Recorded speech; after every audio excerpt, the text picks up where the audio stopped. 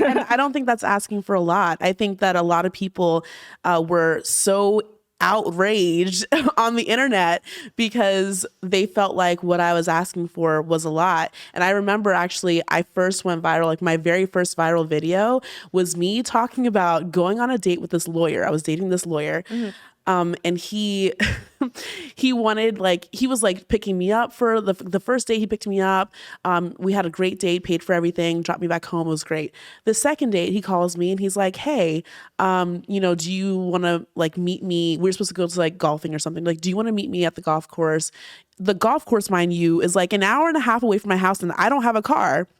So I was like, well, I would prefer you to pick me up, or you can just call me an Uber. And then he's like, I recommend that you call your own Uber pretty much. And I'm just like, and so I was already like, okay, this is only a second date and you're already wanting me to travel, which I hate doing on dates. Like, I don't want to travel for you. Like, pick me up like a gentleman. Right. And so I was like, okay, well, I would prefer if you just, pick me up. And I basically just said that. I was like, I expect a man to pay for my Uber.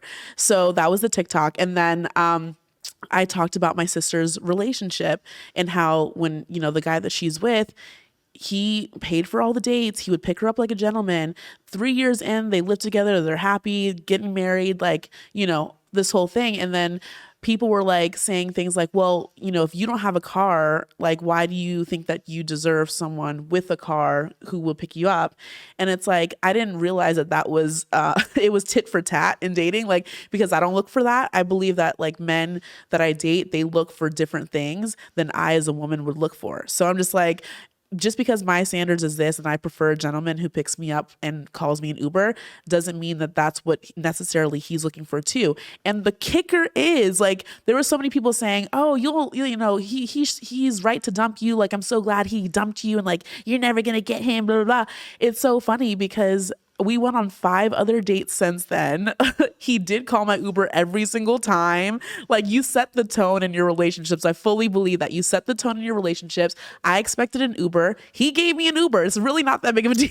Also, like, if he wanted to, he would. If he has the means to, he would. Of course. I agree. I like when someone picks me up for a date. I don't think I've ever been Ubered for a date. Okay. But I do appreciate being picked up. And hot tip for ladies or anyone who's watching and is going to go on a date with someone and they live either like in not a safe like apartment complex, like if you live in a house or, you're living somewhere where there's not a bunch of safety and you still want someone to pick you up.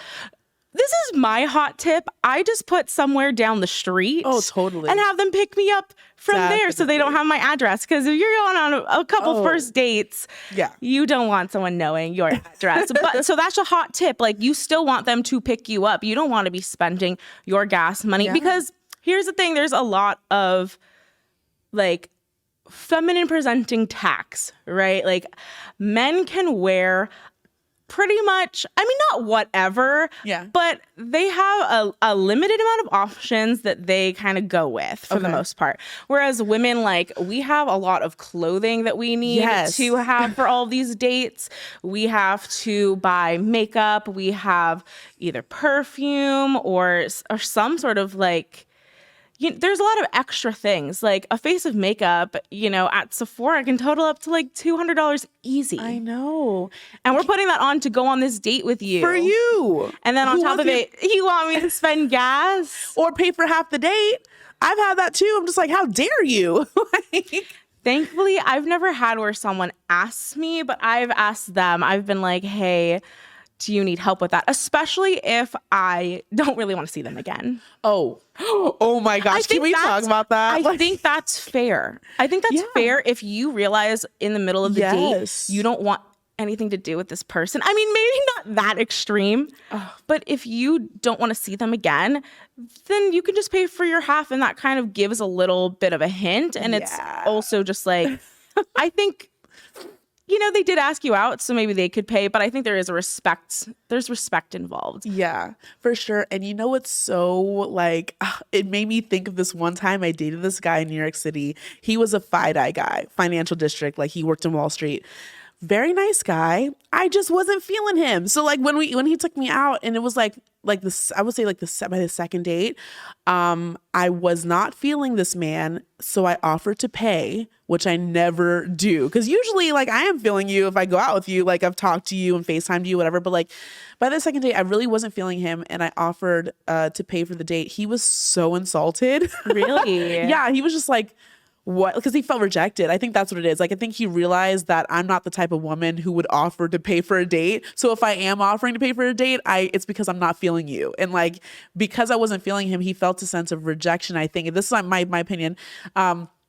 After that, he's like, no, I'm going to pay for this date, and I'm asking you out another date. Like, he was determined, and he like chased me down, like called me every day, texted me every day until I agreed to go out with him again. I did. And he totally messed up that date. And I'm just like, I'm done. Fumbled the bag. Yeah. And I'm just like, so yeah, I will definitely offer. I think it's fair to offer to pay for the date if you know you're not feeling the guy, because the thing is like, the misconception is whatever. For me personally, I'm looking for my life partner. I'm looking for a husband. I'm looking for marriage, going towards that goal. So I personally will not waste time on a guy that I am not seeing long term, because I can pay for my food. Like I can take myself out to eat. Like I don't need a man to do that for me, but like I want him to do that for me if I'm interested in him, so that he can show that he's able to provide for me and wants to like, take care of me, because that's what I'm looking for. So it's just really just what I'm wanting to see from a man that I can see myself together with. I think your standards aren't too high. I think that people assume because of either the way that we look that we shouldn't expect these things. And that's kind of how I was living until I was maybe like 24. I'm 26 now. Hey. And I agreed with the societal idea that plus size women should be settling and we should just kind of take whoever wants us.